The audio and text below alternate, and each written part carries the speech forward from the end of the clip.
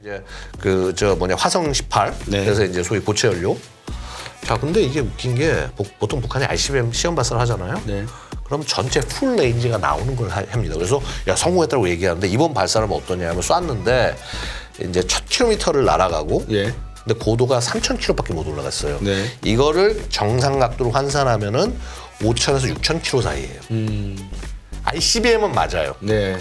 그건 그런데 북한이 소련이 아니잖아요. 그렇죠? 미국 공격하려면 걔네는 13,000km 이상 날아가야 돼요. 중국과 러시아 공격. 그래서 이제 보고 있으면 뭐냐면 얘가 지금 아직 안 된 건데 언젠간 될 거예요. 네. 그렇게 빠른 시간이라 제가 볼 때는 한 그래도 4년, 5년 정도는 더 걸려야 되는데 이거를 지금 와가지고 됐다 하면 쫙 보여주는 것 자체가 뭐냐 하면은 불안한 거예요. 그냥 보여줘야 되는 거예요. 네. 그거 아니면은 나라 끌고 가기가 되게 어렵다.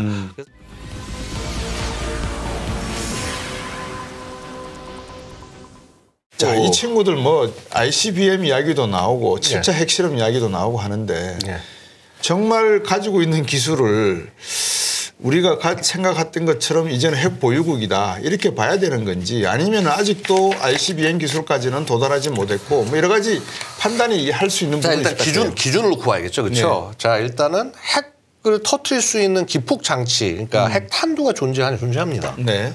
핵 무장국 맞습니다. 네. 여기서 한 가지 주의하셔야 될 게 우리가 핵 보유국이란 말은 쓸 수 있는 나라는 세계 5개국밖에 없습니다. 네. 왜 뜻에서 그렇겠죠? 왜냐하면 NPT 체제 하에서 핵을 가질 수 있는 5개 국가. 미국, 러시아, 중국, 영국, 프랑스. 아. 이 5개 국가가 뭐죠? 유엔 안보리 상임이사국이잖아요. 그렇죠. 예. 이 소위 P5. 예. 이 국가들이 사실은 국제 질서를 유지하는 거예요. 유엔의 역할은 뭐냐면 적극적으로 전쟁이 안 나게 몸을 던져가지고 뜯어 말리는 게 아니라 이 주요한 5가지 핵 가진 국가들끼리 전쟁 나지 않게 하는 게 유엔의 핵심 목표입니다. 네. 그러니까 저 지금 우크라이나에서 난리가 나도 지금 미국하고 러시아가 싸우는 게 아닌 이상 유엔의 입장은 그냥 되게 이게 그거예요. 그냥 립 서비스밖에 할 수 없는 거예요. 심지어는 안보리 상임이사국 러시아가 들어가 있어가지고 다 비켜놓잖아요. 아무것도 못해요. 네. 그렇게 하라고 나온 게 원래 유엔입니다. 자, 근데 그런 맥락에서 그럼 북한은 자기가 핵 보유국 얘기하지만 저리 가. 니들 핵 보유국 될 수가 없어. 그럼 국제 질서가 다 바뀌어야 돼. 네. 그러니까 여기 핵 무장국인데 그나마 핵 무장국에서 국제 제재를 엄청나게 받았지만 그나마 이제는 안 받게 되는 국가가 인도, 파키스탄이죠. 네. 그렇죠. 사실 이 나라들 굉장히 고생 많이 했습니다. 네. 그래서 굉장히 고생 많이 했는데 어찌 보면 미중 이런 냉전 이후에 이런 상황에 얽히면서 사실 반사이익을 통해 가지고 해서 얼렁뚱땅 넘어갔어요. 네. 북한이 얼마나 부럽겠습니까? 자기들도 얼렁뚱땅 넘어가고 싶겠죠. 예. 자, 근데 그러면 이제 실제 능력은 어떠냐? 지금 북한이 보여준 핵 탄두 여태까지 실험한 핵 탄두 실전용 5차 핵 실험 때 미러볼, 그다음에 6차 핵 실험 때 나온 장구 모양, 그 2가지가 이제 북한이 실제 가진 핵이고 지금 당장 터뜨릴 수 있는 거예요. 그거를 미러볼은 한 20여 발, 그다음에 장구형은 한 10여 발 정도 가지고 있지 않나라고 추정을 했는데, 자, 올 3월 말에 딱 하니 무슨 화산 31 그래가지고 되게 작은 핵 탄두를 하나 보여줬어요. 그러면서 야, 이거 전술핵이다. 저는 지금 북한 기술력에 만들 수는 있다고 봅니다. 그다음에 걔를 미사일에 탑재할 수도 있다고 봐요. 근데 중요한 건 무기 체계는요. 뭐 이게 된다 안 된다가 중요한 게 아니라 얼마나 많이 생산을 실전 배치를 한 다음에 안정적으로 유지해 나갈 수 있냐. 그다음에 몇 발을 어떻게 운용할 거냐가 굉장히 중요한데 사실 이거 조금 내용이 좀 복잡하긴 합니다만 북한은 그 화산 30이라는 핵탄두 하나가 요 전술핵 탄두를 갖고 8종 이상의 무기체계에 장착을 가능하면서 운용을 하겠다고 얘기를 하는데 안 맞아요. 좀 아구가. 그래서 그러니까 화산 31이 존재하는 거는 true. 근데 이게 뭐 지금 실을 수 있고 뭐 하고 하는 게 뭐 다 다양하게 하고 다 운용하냐? 그거 false 일부에서는 운용 가능하다라고 평가를 하고, 자, ICBM 같은 경우도 얼마 전에 이제 화성 18 그래서 이제 소위 고체 연료. 자, 근데 이게 웃긴 게 보통 북한이 ICBM 시험 발사를 하잖아요. 그럼 전체 풀 레인지가 나오는 걸 합니다. 그래서 야, 성공했다고 얘기하는데 이번 발사는 어떠냐면 쐈는데 이제 1000km를 날아가고. 근데 고도가 3000km밖에 못 올라갔어요. 이거를 정상 각도로 환산하면은 5,000에서 6,000km 사이예요. ICBM은 맞아요. 네. 왜냐면 ICBM 그 정의가 5,500km 이상입니다. 네. 그게 미소간에 이렇게 대륙 건너가서 공격하는 네. 건데 그건 그런데 북한이 소련이 아니잖아요, 그렇죠? 미국 공격하려면 걔네는 13,000km 이상 날아가야 돼요. 러시아 공격은 가능하죠. 네, 13,000에서 15,000 날아가야 돼요. 그러면 네. 그 시험 발사했을 때 6,000까지 올라가야 돼요. 네. 그래야 성공이라고 얘기할 수 있어요. 그래서 이제 보고 있으면 뭐냐면 얘가 지금 아직 안 된 건데 언젠간 될 거예요. 네. 저게 북한이 능력이 아예 없다는 게 아닙니다. 근데 네. 그 언젠가가 그렇게 빠른 시간이라 제가 볼 때는 한 그래도 4년 5년 정도는 더 걸려야 되는데 이거를 지금 와가지고 됐다 하면 자꾸 보여주는 것 자체가 뭐냐 하면은 불안한 거예요. 그냥 보여줘야 되는 거예요. 네. 그거 아니면은 나라 끌고 가기가 되게 어렵다. 그래서 우리 작년부터 계속 얘기했잖아요. 실체 핵실험. 사실 실체 핵실험 우려를 제일 많이 한 사람 중에 하나가 저거든요. 네. 제가 제일 많이 떠들고 다니는 사람인데 네.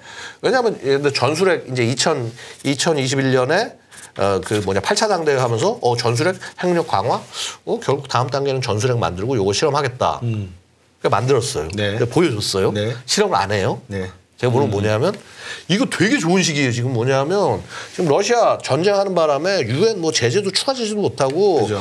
북한 러시아 지금 그러니까 러시아 중국 대놓고 지금 네. 북한 편들어주고 이렇게 좋은 핵실험하기 좋은 시기가 어디 있어요. 네. 근데 못한다? 네. 기술적 문제입니다. 거의. 기술적 문제가 있다. 네. 근데 언젠가는 할 거예요. 그러니까 저는 얘들 기술적으로 준비되자 4-5년 뒤에. 맞아 할 거다. 근데 이제 핵실험은 좀 빨라질 수 있어요. 네. 이게 기폭만 하는 거라면. 근데 이제 전술핵은 되게 여러 가지 것들인데 중요한 게 뭐냐면 사이즈도 중요하고 무게도 중요해요. 그렇겠죠. 무게가 얼마큼 가볍나. 네. 솔직히 이런 거 사진만 보고 제가 어떻게 합니까? 그렇죠. 이제 그런 어떤 여러 가지 것들이 있어서 사실 북한이 보면요. 저런 그 블러핑을 많이 해요. 그러니까 나중에 언젠가는 그게 실제 무기 체계가 되는데 네. 사실 그 단계에서 안 되는 상태에서 야, 일단 우리 가졌다 그러면서 협박하고 이런 경우들이 꽤 있다는 거예요. 그래서 우리가 북한과 딜을 하거나 할 때 이렇게 가볍게 딜하면은 미국 입장에서 야 얘들 지금 안 됐는데 물건 안 만든 거 갖고 와가지고 가서 돈으로 바꾸려고 그래? 당연히 녹아죠. 이번 정상회담, 한미 정상회담에서 예. 이제 하나의 서로 다른 말들이 나온 게 하나가 있어요. NCG냐 아니면은 NPG냐, 즉 핵 협의 그룹이냐, 아니면 핵 공유 그룹이냐. 이거 전혀 중요하지 않습니다. 전혀 중요하지 않습니다. 전혀 중요하지 않습니다. 어떤 의미에서? 핵심을 말씀드릴게요. 네. 일단요. 네. 기본적으로 미국이란 나라는요. 네. 핵을 절대로 딴 나라와 공유하지 않습니다. 무슨 말인 거 아니? 자, 너 뭔 소리 하는 거야? 지금 나토에 핵 공유가 있는데 너 지금 어디서 왜 이상한 얘기야? 그게 핵 공유가요. 겉으로만 핵 공유지 사실상 미국의 단독 통제나 마찬가지예요. 그렇죠. 예. 이번에도 통제는 우리 대통령이 한다 이래 나왔잖아요. NPG를 보면 이게 나토 얘기예요. 우리 얘기가 아니라 NPG를 보면 말이 플래닝 그룹이지. 가서 미국이 일방적으로 1년에 한 번 그냥 우리 이렇게 바꿨어. 통제하고 그냥 가는 거예요. 거기 나토는 입이 이만큼 나왔는데 뭐라고 못 하는 거예요. 그래도 왜냐하면 자기들이 돈을 안 태우니까 일단. 그렇죠. 아니 보세요. 지금 다 원래 나토 핵무술 다 GDP 2% 이상 쓰기로 했는데 제대로 쓰는 나라가 없었잖아요. 그러니까 트럼프가 막 열이 받을 때도 받아가지고 야 독일 너들 그렇게 돈 많이 벌면서 그러면서 안 해 하면서 빼겠다는 얘기가 그래서 나오는 거예요. 네. 자 그러고 자 그다음에 오케이.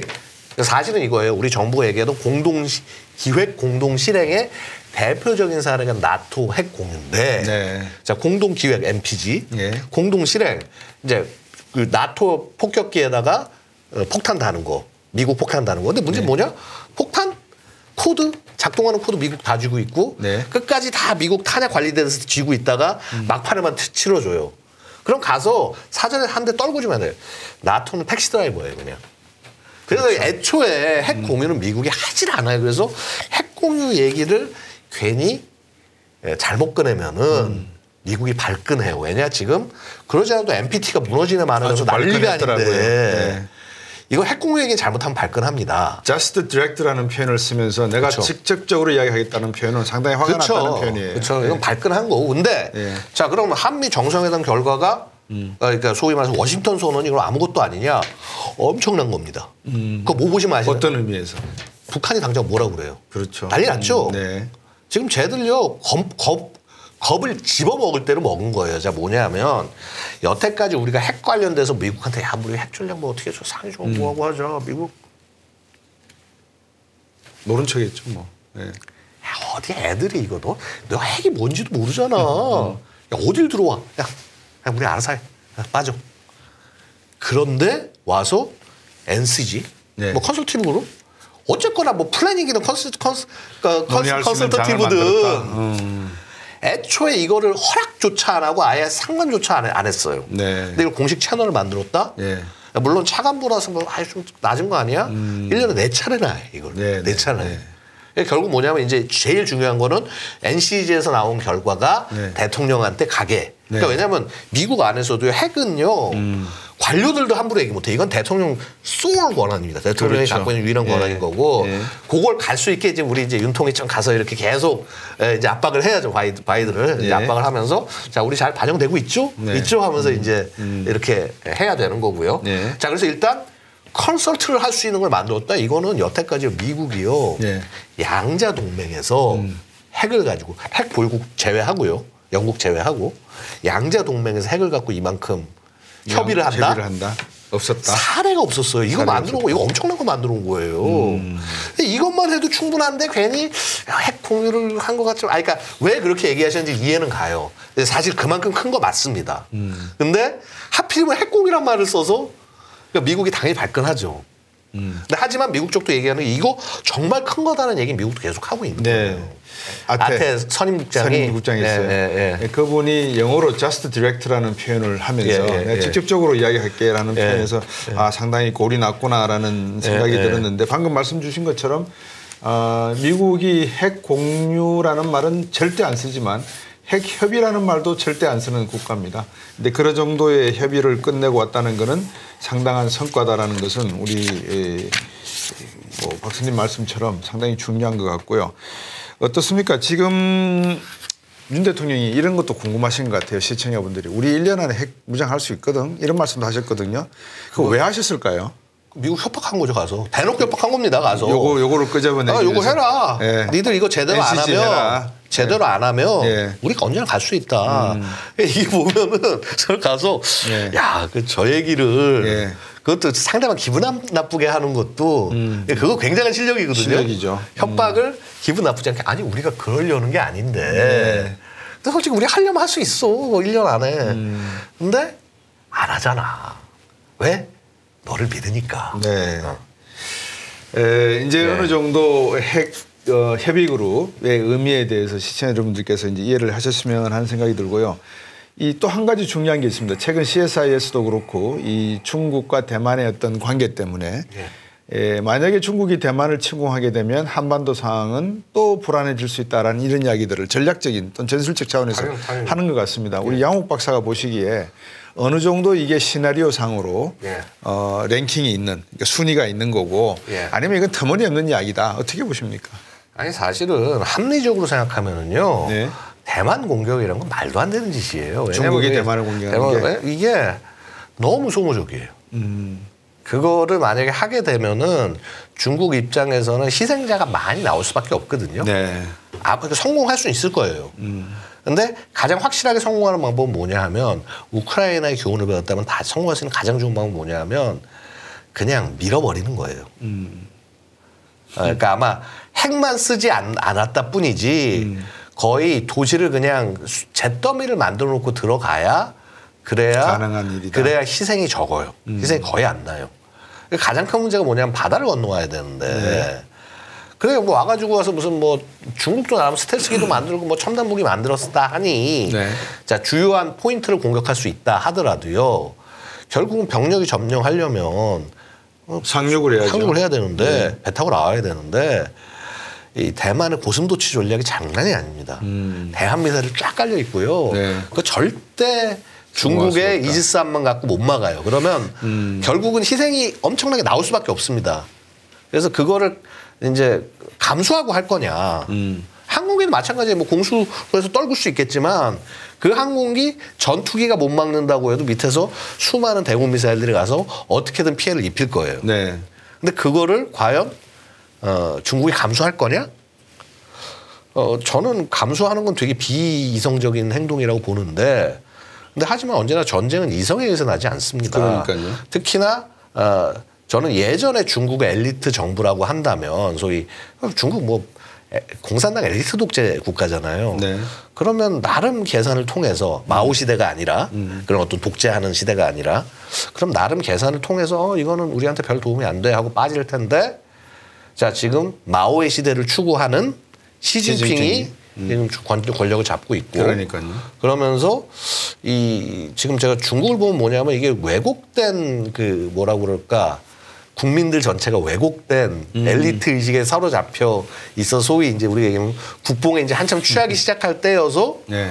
그거를 감당하기 위해서 전쟁을 할 수도 있다. 근데 1970년대인가요? 바로 홍콩 앞에 있는 뭐죠? 무슨 도? 진먼다고. 진먼도. 예. 금문도. 예. 금문도를 공격했다가도 결국은 점령을 못했잖아요. 그죠? 진먼다오는 이제 그 50년대죠, 그렇죠? 예, 50년대. 그렇죠. 우리 이제 뭐 심지어 우리 동아일보 기자가 가서 기자님 사망도 하셨고 돌아가시기도 하셨고. 그게 그때 이제 제가 지금 정확히 기억이 안 나는데 56년인가 7년 가면때 포격을 시작해서 79년 거의 한 20년 이상을 포격을 했어요. 근데 실제 교전은 가히 한 몇 개월 아니었지만요. 그렇죠. 예. 짝수날 쏘고 호수날 쏘고 뭐 그런 게 있죠. 나중에. 그런 게 결국 뭐냐면은 그거는 사실은 이미 당시에 중국으로서는 불가능했었고 그다음에 미국이 워낙 강력한 그 공약을 내세웠고 나중에 심지어 그렇게 뭐 UN 이사국 자리까지 뺏어서 중국한테 안겨다 주면서도 네. 대만 문제는 그냥 우야무야 하여튼 봉합을 잘 한 거거든요. 네. 그래서 그때 상황하고는 좀 틀리죠. 그다음에 일단은 중국이 해군력 굉장히 늘리고 이제 공군력 굉장히 늘리고 한 것이 사실은 3차 대만 위기 1996년. 네. 이제 그때 미국이 막 항모 막 2개씩 동원하고 막 한 대 더 오면서 막 압박을 가하니까 어이쿠야 했던 그 경험에 의해서 지금 막 항모 막 지금 6척 만든다 이 난리를 치고 있거든요. 예. 결국은 이제 그런 것이 일종의 그 중국이 지금 겪고 있는 이 국뽕이 치사량에 도달했을 때 아마도 이 도박을 할 수 있지 않을까. 네. 그리고 이제 중국이 그렇게 도박을 하고 난리를 치게 될 경우에 사실은 우리 안보가 안보 상황이 좋은 것은 아니죠. 왜냐하면 그만큼 미군이 어떤 형식으로든 개입을 할 거니까. 근데 그렇죠. 저는 네. 미국이 직접 가서 이렇게 싸울 거라고 생각하지 않습니다. 네. 간접적으로 지원을 하고 이제 응원을 해주고 하는 그런 형태가 될 건데 우리가 이제 늘상 걱정하는 것은 그런 과정에서 우리가 후방 기지를 제공을 할 수밖에 없는 상황이고요. 네. 근데 그렇게 됐을 때 우리가 후방 기지를 제공하는 뭐 군산 아니면 오산, 평택 네. 예. 이게 중국의 공격 대상이 될 수도 있고 서해 함대 쪽에. 그렇죠. 예. 근데 그게 공격을 당했을 때 예. 야, 그럼 이건 대한민국에 대한 공격으로 봐야 되냐. 일단 동맹에 대한 공격은 맞아요. 네. 그럼 우리 동맹을 지켜줘야 될 의무는 분명히 생겨요. 그렇죠. 이걸 어떻게 개입을 해야 되냐 말아야 되냐 문제. 자, 그다음에 미국이 이렇게 힘 빠지고 나면은 북한도 딴 생각을 할 텐데 예. 북한이 당시 이제 그 시기 때 어느 정도의 핵 능력과 역량을 가지냐도 굉장히 중요해요. 그래서 그 딴 생각을 어떻게 할까라고 예. 하는 것. 예. 그래서 그런 부분들이 엮어지면서 우리도 대한민국의 안보가 분명히 불안해지는 건 사실인데 그럼 그래야죠. 우리는 억제를 해야죠. 전쟁이 나지 않게. 북한 상대로 억제하고 중국 상대로 억제를 해야 되는 거예요. 네. 얘들 양쪽을 상대로 우리가 어떤 능력을 어떻게 억제를 해야 될 거냐. 그거를 지금부터 현 정부부터 굉장히 잘 키워나가야 된다는 겁니다. 네. 바로 그게 이번 한미 상호 방위 조약의 업그레이드 편이다. 70년이 지난 이제 그 내용에 방금 양욱 박사가 말씀하신 이 중국을 어떻게 방금 가지고 온 이 뜨끈뜨끈한 보따리를 열 때 레버리지 효과를 일으켜서 중국을 견제하기도 하고 또 중국에게 우리가 무엇을 얻어낼 것인가도 고민해야 되지 않겠나 하는 생각입니다. 오늘 말씀 쭉 듣고 보니까 이 소위 말해서 과거는 킬 체인이었다면 이제 킬 웹의 시대로 가는 것 같다. 다시 말하면 양욱 박사가 잘 정리해 주셨습니다만 국방력이라고 하는 것이 단순히 군사 무기 체계라든지 군대의 수 또 군인의 수에 의존하는 게 아니라 이를 뒷받침할 수 있는 재정의 규모 또 재정의 안정성 또 경제력과 함께 가지고 있는 외교력 상당히 중요하다는 말씀을 주셨습니다. 끝으로 시청자분들에게 우리 양욱 박사께서 이 킬링 웹 측면에서 이 한국의 방산업 또 한국의 국방 안보 또 또 이 북한과의 관계, 그다음에 중국과의 관계, 마지막으로 대미 관계는 어떤 식으로 레버리지를 일으켜야지 우리의 이해관계를, 국가 이해관계를 극대화시킬 수 있는지 한번 정리해 주시죠. 일단은요, 말씀드리는 건 자강 중요합니다. 스스로 강해야 됩니다. 네. 우리가 약하면은요, 미국도 얘들 비리비리한데 얘들하고 우리 동맹하는 게 맞아? 미국이 의존하고 철저하죠. 매력을 느낄 만큼의 동맹. 네. 사실은 그런 거예요, 우리가. 그러니까 지금 당장 뭐 우크라이나 탄약 문제 나오고 미국이 와가지고 와서야 와사 K탄 사갈게 아니면 한국한테 탄 사갈게. 이거 자체가 일단 얘는 능력 있는 친구들. 자, 우리가 스스로 능력 갖추는 게 중요하고요. 그리고 네. 이 능력이 뭐 생산 능력 같은 거 다 포함하는 겁니다. 이 국가가 가진 기술 능력 다 포함하는 거고 싸움 능력도 당연히 중요하죠. 그래서 네. 뭐 지금 오늘 솔직히 시간이 없어서 충분히 말씀 못 드렸습니다만은 뭐 이제 킬 체인이라고 하는 공격하는 요 능력 이게 세계에서 제일 잘하는 게 미국이에요. 미국인데 이거를 조금 더 뭐라고 그럴까 더 복잡하게 체인을 여러 개 섞으니까 웹이 되는 거죠. 그렇죠? 네. 킬 웹으로 만들어서 이렇게 되면 어떻게 되냐면 우리 이런 거죠. 네트워크가 참여자가 늘어나면 늘어날수록 조합도 많아지고 그렇죠. 더 빠른 길을 찾아서 빨리 대응할 수 있는 거죠. 그렇죠. 그래서 예전에 킬체인 할 때 걸리는 시간이 20분이다 라고 하면은 웹으로 만들어서 딱 단거리를 찾으면 1분 내에 갈 수 있는 겁니다. 그러니까 그런 능력을 그러니까 우리 지금 IT부터 되게 잘하잖아요. 그렇죠. 이런 것들을 잘 가지고 들어와서 섞어서 능력을 만들어야 된다. 네. 자, 그다음에 또 하나 중요한 것은요. 자, 어쨌거나 우리가 성장을 해오고 우리가 돈을 벌고 계속 서온 거는 현재 국제 질서 속이에요. 그렇죠. 그러니까 아니 자유무역 아니었으면 어떻게 지금 우리가 이렇게 컸을 거예요. 마찬가지로 지금 중국이나 이런 애들도 그런 걸 통해 가지고 성장을 하고 있는 거죠. 그렇죠. 그럼 이거를 어떻게 잘 지킬 거냐. 그다음에 우리에 맞게 가져올 거냐. 지금 미국이 얘기하는 거는 중국처럼 파울 플레이 하는 애들 아웃시키고 다시 판을 짜겠다라고 하는 거니까요. 네. 여기 당연히 들어가야겠죠. 물론 지금 우리는 이해합니다. 왜냐하면 당장 지금 중국에 지금 대중 수출 잘 안 되니까 경제가 뭐 지금 안에 중국은 막 러시아 수출하는 와중에 뭐 되게 뭐 무역 수지 제대로 뭐 흑자나고 하는데 네. 우리가 손해 보는 거 아니냐. 당장 그렇게 볼 것이 아니라 큰 판을 어떻게 짜냐를 끌고 가야 된다는 거예요. 그래서 네. 그런 과정에서 그다음에 한 가지 중요한 거 말씀드린 거는 중국이나 북한 우리가 하면서 웃고 가서 악수하면 어떠냐? 뺨 때리는 존재예요. 결국은 여기들은 어떻게 대응해야 된다? 우리가 세고 강할 때 그때 와서 그때나 겨우 얻어맞을까 봐 페어플레이를 하지. 네. 그래서 제가 뭐 악마화하는 게 아니라 이 나라들이 여태까지 보여온 습성과 방향이 그렇기 때문에 마찬가지입니다. 지금 예를 들어서 우리가 중국한테 그렇게 가가지고 가서 전 정부 때 가서 뭐 우리 뭐 잘 지내요 뭐 해요. 수출 조금 더 했을지 몰라도요. 네. 나라 자체가 완전히 바보가 된 거예요. 가서.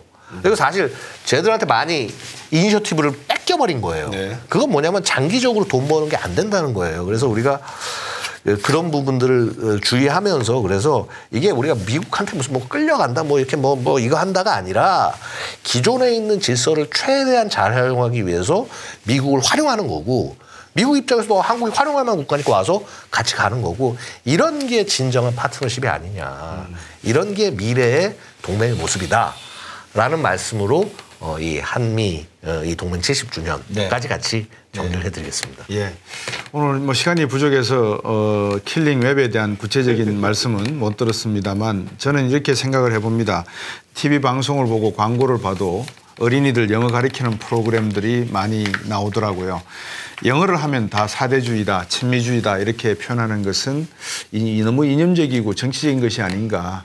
우리가 어떻게 생존해야 되는가 그 생존 방식에 대해서 많은 분들이 머리를 맞대고 고민해야 될 그러한 전환기적, 과도기적 시점에 더 이상 정치 이념적인 논쟁보다도 국가의 이해관계는 우리의 생존과 우리의 번영에 있다. 이 점에 방점을 둬야 된다는 양욱 박사의 말씀이신 것 같습니다. 신청 여러분 오늘 말씀 여기까지 나누겠습니다. 양욱 박사님 감사합니다. 네, 감사합니다. 네.